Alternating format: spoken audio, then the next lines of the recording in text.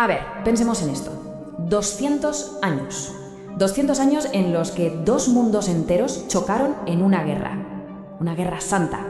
Un conflicto que, ojo, prometía el paraíso a cambio de empuñar la espada y que acabó redibujando por completo el mapa de Oriente y Occidente. Pues bien, hoy nos sumergimos de lleno en esa época fascinante, la era de las cruzadas. Y todo, absolutamente todo, empezó con un grito.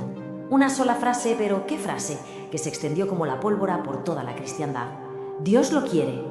Ese fue el clamor, la llamada, las armas que lo cambió todo, la chispa que encendió la primera cruzada y cuyo eco, iba a resonar durante siglos.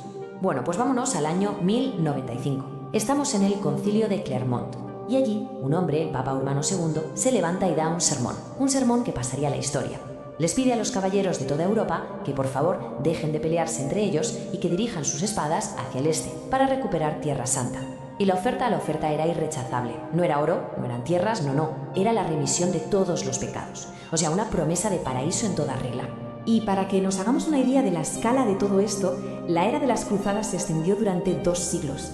2 siglos. Empezó con esa llamada a las armas en el 1095, vivió momentos clave como la brutal captura de Jerusalén en el 1099 y no terminó hasta 1291 con la caída de Acre, el último bastión.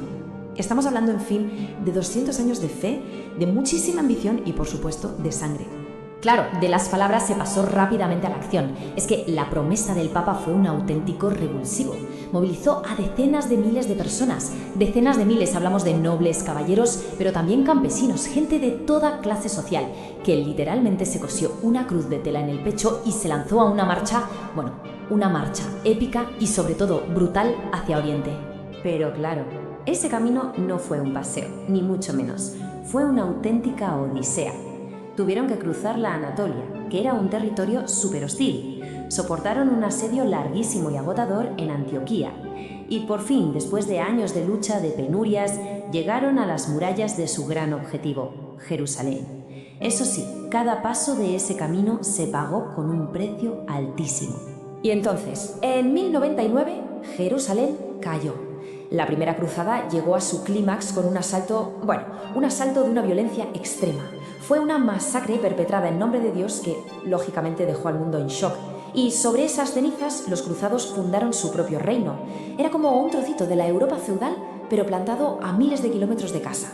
Pero ojo, que nadie piense que con la conquista se acabó la historia. ¡Que va! Fue solo el principio, porque la creación de estos nuevos estados cruzados abrió un capítulo completamente nuevo, uno de conflicto constante.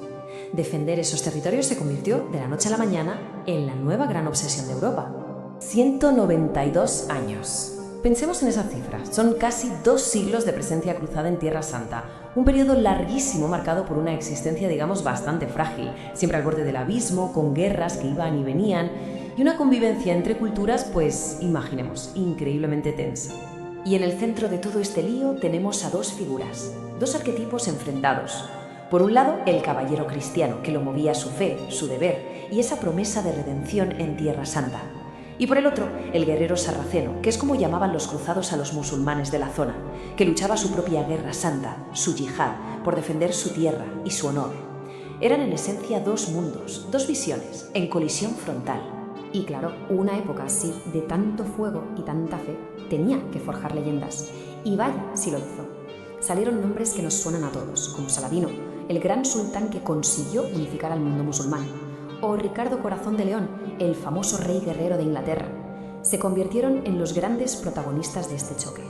Y junto a ellos, como no, surgieron órdenes militares como los misteriosos caballeros templarios, que acumularon un poder y una fama que, todavía hoy dan de qué hablar. Pero como suele pasar, con el tiempo, esa llama inicial, ese fervor religioso tan puro, empezó a apagarse. Las cruzadas que vinieron después, se fueron ensuciando cada vez más. La política, las ambiciones personales, la simple y pura codicia, todo eso empezó a pesar más que la fe.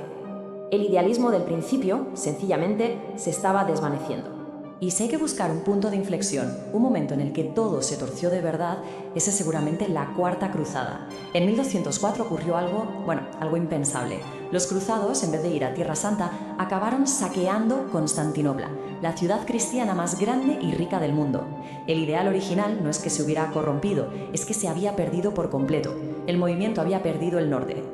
Pero, un momento, ¿qué eran exactamente estos estados cruzados de los que hablamos? Pues para que nos hagamos una idea, hay que imaginarlos como pequeñas islas cristianas en medio de un mar hostil. Eran avanzadillas súper frágiles, rodeadas de enemigos por todas partes. Su supervivencia dependía al 100% de un cordón umbilical con Europa, un flujo constante de barcos, de dinero y de soldados. Sin eso, estaban perdidos. Y con esto llegamos ya al último capítulo de esta increíble historia, el principio del fin. Vamos a ver la caída lenta pero imparable de estos reinos de ultramar. Una caída que iba a culminar con la pérdida de su último y más importante bastión. El año es 1291. La ciudad de Acre, la última gran fortaleza que les quedaba a los cristianos en Tierra Santa, cae en manos de los mamelucos. Y con su caída se acabó. Fue el final definitivo de los estados cruzados, el punto y final a 2 siglos de Guerra Santa en Oriente. El sueño o la quimera de una Jerusalén cristiana había terminado para siempre. Entonces, después de todo esto, ¿qué quedó? ¿Cuál es el balance? Pues la verdad es que es un legado súper complejo, lleno de contradicciones. Por un lado, y esto es curioso, hubo un intercambio cultural y tecnológico brutal.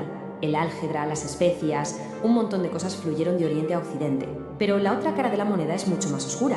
Las cruzadas abrieron una herida, una brecha de desconfianza enorme entre el cristianismo y el islam. Ayudaron a forjar identidades, tanto religiosas como nacionales, y dejaron unos ecos que, queramos o no, todavía resuenan en algunos conflictos de hoy en día. Y todo esto nos lleva a una última pregunta, una para darle vueltas a la cabeza. Si pensamos en un legado que ha moldeado fronteras, religiones e identidades a lo largo de tantos siglos, ¿de verdad podemos decir que esa guerra terminó del todo en 1291? Ahí lo dejo.